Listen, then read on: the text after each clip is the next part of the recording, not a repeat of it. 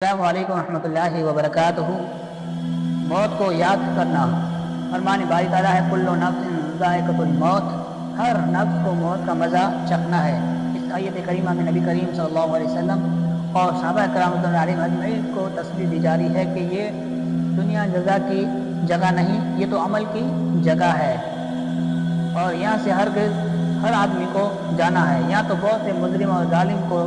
نڈاتے پھرتے ہیں، یعنی ظالم نڈاتے پھرتے ہیں اور انہیں کوئی پریشانی لاحق نہیں ہوتی، اور بہت سے نیک صالح لوگ جو پوری زندگی اللہ کی مرضی کے کاموں میں گزارتے ہیں اور انہیں راحت جان نصیب نہیں ہوتی۔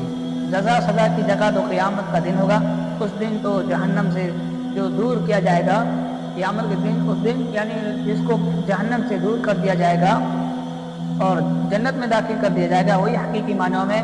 کامیاب ہوگا۔ یہ دنیاوی زندگی تو دھوکے کا سامان ہے۔ چنانچہ سیدنا عبداللہ بن عمر بن عاص رضی اللہ عنہ سے روایت ہے کہ رسول اللہ صلی اللہ علیہ وسلم نے فرمایا، یعنی اللہ کے رسول صلی اللہ علیہ وسلم نے فرمایا، جو شخص چاہتا ہے کہ جہنم سے دور کر دیا جائے اور جنت میں داخل کر دیا جائے، تو اس سے چاہیے کہ اس کی موت اس حال میں آئے کہ وہ اللہ اور یوم آخرت پر ایمان رکھتا ہو، یعنی اللہ پر اور آخرت کے دن پر ایمان رکھتا ہو، اور لوگوں کے ساتھ ایسا معاملہ کرے جس طرح وہ چاہتا ہے کہ لوگ اس کے ساتھ کریں۔ سیدنا ابو ہریرہ رضی اللہ عنہ بیان کرتے ہیں کہ رسول اللہ صلی اللہ علیہ وسلم نے فرمایا، لذتوں کو ختم کرنے والی یعنی موت کو کثرت سے یاد کرو۔ سیدنا عبداللہ بن عمر رضی اللہ عنہ فرماتے ہیں کہ رسول اللہ صلی اللہ علیہ وسلم کے ساتھ تھا، ایک انصاری آدمی آیا اور سلام عرض کیا، پھر کہنے لگا، یا رسول اللہ، مومنوں میں سے افضل کون ہے؟ آپ صلی اللہ علیہ وسلم نے فرمایا،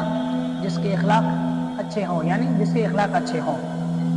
اس انصاری نے عرض کیا، مومنوں میں سب سے زیادہ عقل مند کون ہے؟ آپ صلی اللہ علیہ وسلم نے فرمایا، جو موت کو زیادہ یاد کرتا ہو اور موت کے بعد آنے والے وقت کے لیے اچھی تیاری کرتا ہو، اور سب سے زیادہ عقل مند وہ ہے۔ ہمیں چاہیے کہ اللہ رب العالمین نے ہم کو جو زندگی دی ہے،